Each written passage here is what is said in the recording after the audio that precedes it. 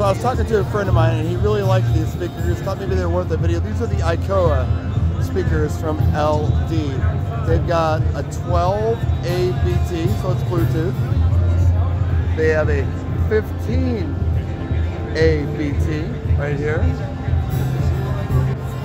There's also an Icoa subwoofer. I don't know much about it. It's 18-inch. It's new. I mean, like, maybe not even available yet, but you know, it's NAMM, not available, maybe May. But that's also Icoa. This stuff is reasonably priced. This stuff is, please, I'm not sure, probably around 300 bucks, maybe a little more.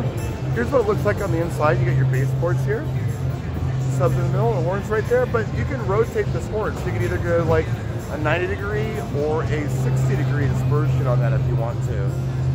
Jay really liked how they sounded and thought maybe they were worth the video, so here they are, and here it is. The Icoa series from LD Systems, along with the sub.